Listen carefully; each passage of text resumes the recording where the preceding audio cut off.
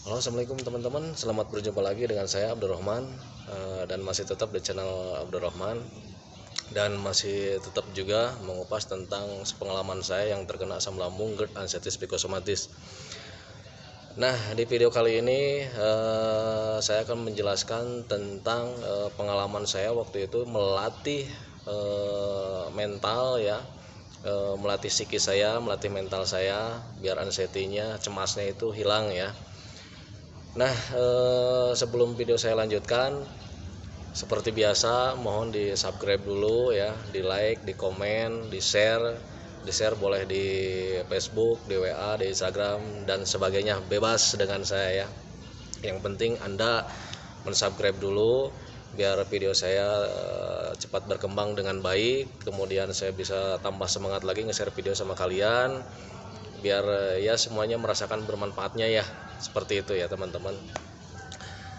Nah, cara melatih saya dulu, melatih mental saya karena kenapa harus dilatih mental ya, karena yang terkena GERD itu kebanyakan rata-rata termasuk saya dulu ya, itu sering mengalami cemas ya, sering mengalami cemas karena dari sensasi ya. Jadi cemasnya itu ya bikin kita nggak enak lah ya.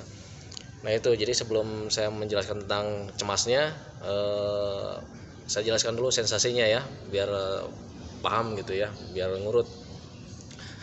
Nah, sensasi dulu itu ya, sejak saya terkena GERD, anxieties psikosomatis, itu sensasi yang paling saya takutin itu sensasi daripada takut mati ya, takut mati. Jadi kelayangan sedikit, jadi berpikirnya itu yang aneh-aneh ya.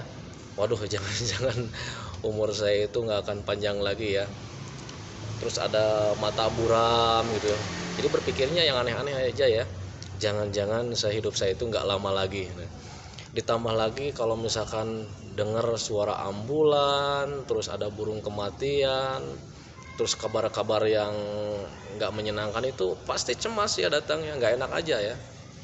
Kalau misalkan itu ada suara di masjid sekitaran rumah gitu ya, kalau misalkan ada yang ngumumin innalillahi wa inna ilaihi rajiun, nah itu aduh, cemasnya minta ampun ya waktu itu saya. Nah itu, jadi cemas yang paling umum itu, yang paling saya takuti waktu itu ya cemas, takut karena takut mati ya. Jadi nah, ketakutan itu timbul karena ada sensasi yang aneh ya, aneh. Jadi kalau misalkan memandang, aneh aja pikiran itu, kepala itu rasanya aneh aja gitu ya, jadi memandang sekitar aneh gitu. Terus kelayangan, pusing nggak jelas gitu ya, jadi pusingnya itu pusing nggak enak banget gitu ya. Jadi pusingnya itu bukan pusing seperti penyakit yang lain ya, beda ya, ini pusingnya pusing aneh aja. Jadi kepala itu nggak enak aja gitu, semua kepala itu isinya itu, dari mulai isi sampai ini cangkang-cangkangnya, kulit kepala itu nggak enak aja ya gitu ya. Nah itu, nah karena ada perasaan yang aneh itu, ada perasaan hal yang baru itu, jadi kepikirannya itu waduh, jangan-jangan saya itu bakal mati, jangan-jangan saya itu umurnya nggak panjang lagi. Sementara untuk menghadapi kematian saya belum siap waktu itu ya. Nah itu ya, pengalaman saya tentang kecemasan. Jadi kalau misalkan saya berpikir, kalau misalkan saya hidupnya nggak panjang lagi, gimana dengan keluarga saya ya, gimana dengan anak-anak saya. Nah itu ya, jadi kecemasannya itu karena itu ya. Nah, ada sensasi itu, ada pemikiran yang jelek itu menjadi cemas, menjadi anxiety, mental saya jadi terganggu ya waktu itu. Jadi mental saya itu jadi turun aja gitu, yang dulunya pemberani, yang dulunya ceria, turun aja ya gitu, jadi pemurung gitu ya. Kemudian sering melamun, sering berdiam diri di rumah, sering meratapi nasib. Nah itu ya, jadi mental saya turunnya waktu itu seperti itu ya. Jangankan untuk berbuat hal-hal yang lain-lain gitu ya, mau keluar rumah aja waktu itu takutnya minta ampun ya. Jadi takut sensasi keluar lagi, takutnya aduh, jangan-jangan kalau sensasi datang saya benar-benar sekarang itu bakalan mati. Nah seperti itu ya teman-teman ya. Nah kemudian waktu itu memang saya juga lama, saya juga susah cara mengendalikan emosi saya, cara mengendalikan keberanian saya, cara mengendalikan mental saya supaya berani itu memang sangat sulit sekali ya waktu itu. Saya itu kadang suka berpikir begini, gimana caranya saya supaya kembali lagi seperti dulu gitu ya, gimana caranya supaya saya itu kembali lagi seperti sebelum terkena GERD anxieties psikosomatis. Nah saya sering berpikir seperti itu ya waktu itu.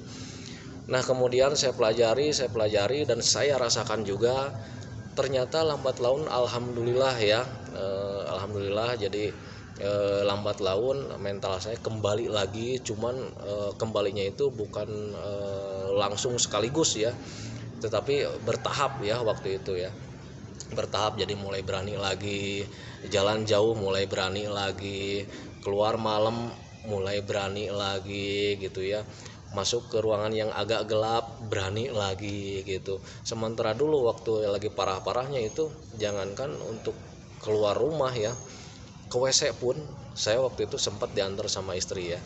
Nah itu ya kecemasan saya waktu itu. Jadi kecemasan itu berlebih karena ada sensasi yang saya rasakan aneh sekali, seperti mau mati. Jadi saya ketakutan, akhirnya mental saya terganggu, psikis saya terganggu. Nah seperti itu teman-teman ya. Nah sekarang, dulu cara melatihnya itu saya seperti ini teman-teman. Saya mulai paham-pahamnya itu mulai kesini semenjak mulai agak-agak sembuh ya. Jadi cara melatih mental saya itu, saya menanamkan dalam pikiran saya kalau saya itu bakalan sembuh.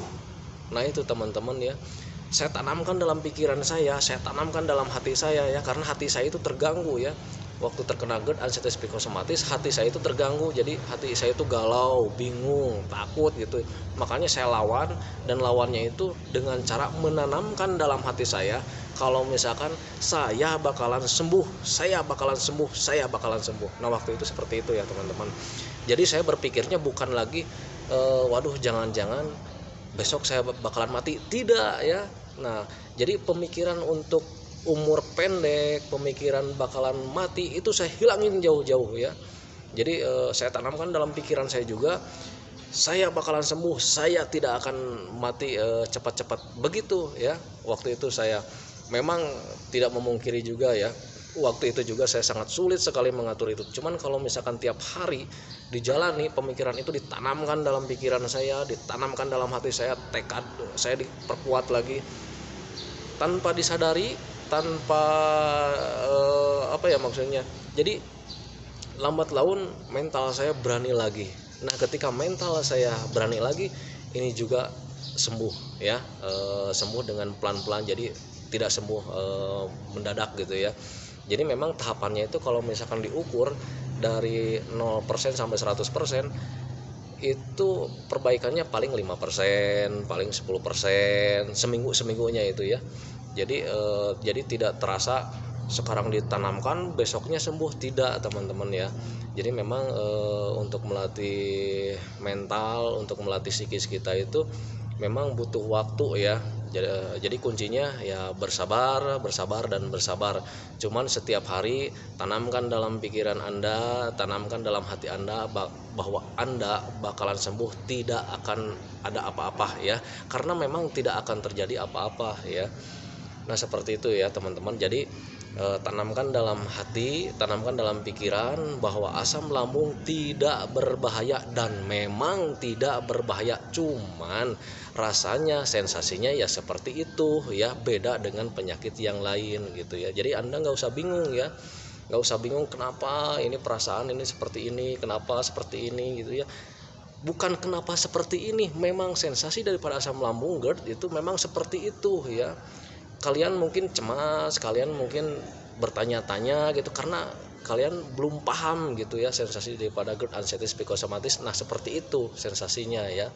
Jadi nikmatin aja lah, enjoy aja, jalani hidup apa adanya gitu ya. Kalau misalkan sekarang lagi sakit, kenapa mesti bingung ya, jalani aja, lambat laun juga bakalan sembuh ya, lambat laun juga bakalan sembuh. Sekarang justru yang Anda harus tanyakan tuh seperti ini, sekarang saya lagi sakit, gimana caranya menjalani hidup saya ketika saya sakit. Nah seperti itu ya. Oh saya sedang cemas ini. Nah sekarang terima aja cemasnya ya, terima aja cemasnya. Jadi tanamkan dalam pikiran Anda, jadikan pertanyaannya itu bukan bukan kenapa saya cemas. Jadi pertanyaannya dirubah, gimana caranya saya menjalani hidup dengan kecemasan. Nah seperti itu aja ya teman-teman, nanti lambat laun juga akan hilang ya, karena Anda itu sakitnya tidak berbahaya ya. Saya juga dulu berpikirnya begitu ya, waktu sakit parah-parahnya, aduh ini sakit bahaya, ini sakit bahaya. Kalau misalkan dipikir-pikir, saya justru dulu itu untuk saat ini gitu ya pengen ketawa gitu ya, ternyata oh gitu sakitnya gitu ya. Nanti Anda juga samalah, kalau misalkan Anda sudah sembuh pasti Anda juga tertawa sendiri ya. Waduh, saya dulu itu perasaannya begini, sampai tanya ke orang-orang, sampai tanya di YouTube, sampai lihat nonton video orang gitu ya tentang kesembuhan. Ternyata memang seperti ini rasanya sembuh. Anda juga pasti bakal merasakan seperti itu, karena saya juga merasakannya gitu ya. Dulu juga saya begitu ya, sering cari di YouTube informasi ini itu, tanya ke teman-teman, sampai ke rumah sakit di ini ya, dikunjungi rumah sakit mana-mana. Tetapi pas ketika sekarang sudah sembuh, saya kalau berpikir lagi ke sana ya, ke dulu saya lagi parah-parahnya, saya suka tersenyum. Oh ternyata memang saya dulu itu memang bodoh ya. Ya memang bodoh, tapi saya maklumin ya, karena memang saya juga merasakan bukan bodoh ya, sering bingung aja ya, kadang bingung, karena memang kebingungan itu ya sensasinya baru dialami gitu. Ketika sebelum dapat GERD, sensasi yang lain-lain itu memang belum dirasakan. Nah ketika GERD baru mengalami sensasi hal yang baru gitu ya, jadi ada kecemasan tertentu ya. Nah itu teman-teman cara melatih mental saya waktu itu. Jadi saya menanamkan dalam pikiran saya, menanamkan dalam hati saya meninggikan tekad saya bahwa saya bakalan sembuh, ini penyakit tidak apa-apa ya, tidak akan ada kematian. Saya bilang kalau kematian itu urusan Allah ya, kalau misalkan mau dicabut sekarang nyawa saya boleh, saya bilang gitu ya waktu itu. Karena memang untuk melawan kecemasan ya, jadi waktu itu saya menanamkan begini, kalau misalkan saya mati, saya tidak akan takutkan kematian saya, tetapi saya akan mempersiapkan kematian ya. Nah seperti itu, jadi mempersiapkan ajal saya itu ya dengan berdoa, sembahyang ya, karena semuanya kehendak Allah ya, kehendak Tuhan. Jadi kematian itu jangan ditakutin, kematian itu disiapkannya caranya bagaimana ya, beribadah yang baik dan benar ya, berdoa yang ikhlas ya sama Allah, kemudian sembahyang jangan lewat ya. Nah seperti itu ya, jadi kematian itu jangan ditakutin tapi disiapkan. Nah kalau misalkan Anda ikhlas, kalau misalkan Anda tenang, insya Allah ya kecemasan itu tidak akan ada ya, kecemasan itu tidak akan terjadi ya. Kalau misalkan Anda pasrah, terserah lah gitu ya. Jadi belajar masa bodoh, nanti kecemasan juga dengan sendirinya akan hilang ya. Nah jadi saya titip pesan ya ke teman-teman, tolong ya untuk melatihnya saya seperti dulu. Kalau misalnya Anda mau mencontoh saya boleh. Nah saya waktu itu melatihnya, menanamkan dalam hati saya ya, menanamkan tekad saya diperkuat lagi, menanamkan dalam pikiran saya kalau ini hanya sensasi, ini tidak akan terjadi apa-apa, karena memang tidak akan terjadi apa-apa ya. Saya bakalan sembuh karena memang ini penyakit bakalan sembuh ya. Sembuh. Kalau misalkan ada yang komentar ya, saya sudah 3 tahun, saya sudah 4 tahun ya, karena Anda belum mengerti ya, karena Anda belum paham ya. Soalnya apa, kalau misalkan asam lambung itu sudah membaik, kemudian cemasnya ada, pemikiran tentang penyakit yang lain ada, itu asam lambung akan naik lagi ya. Jadi tidak akan sembuh-sembuh, karena kalau misalkan ini sembuh, ini jadi, ini pasti naik ya. Ini sembuh, ini naik, ini pasti jadi. Jadi terus berulang-ulang ya. Makanya kalian harus putus hubungannya antara asam lambung dengan pemikirannya. Caranya ya seperti itu. Kalau misalkan asam lambung naik, cara memisahkan perasaan asam lambung dengan cara pemikiran itu dipotongnya seperti ini ya. Kalau misalkan ada sensasi yang dirasa di dalam lambung gitu ya, ada sensasi yang gak enak di dada, di mana kayak gitu, mata burem, kalian jangan berpikir yang tidak ya, jangan berpikir tentang penyakit, jangan berpikir tentang nasib Anda ya. Jadi berpikirlah, oh ini sensasi asam lambung, sensasi saya sedang naik ya, sensasi saya sedang terjadi, saya tidak akan apa-apa, ini akan saya hadapi ya. Cara menghadapinya seperti apa saya sudah jelaskan di video sebelumnya ya. Jadi kalau misalkan mengatasi lambung sedang naik, prosesnya ini begah gitu ya, terus dada panas, cara mengatasinya seperti apa? Duduk tenang ya, ambil air hangat, pakai gula 2 sendok ya, kemudian minum sedikit-sedikit sambil duduk, jangan sambil tiduran, karena kalau misalkan tiduran asam lambung akan mudah naiknya ya. Nah seperti itu ya. Jadi kalau misalkan mata burem, oh saya mungkin lagi kurang darah. Kalau kelayangan, oh mungkin saya lagi kurang darah karena glukosa lagi turun naik gitu ya.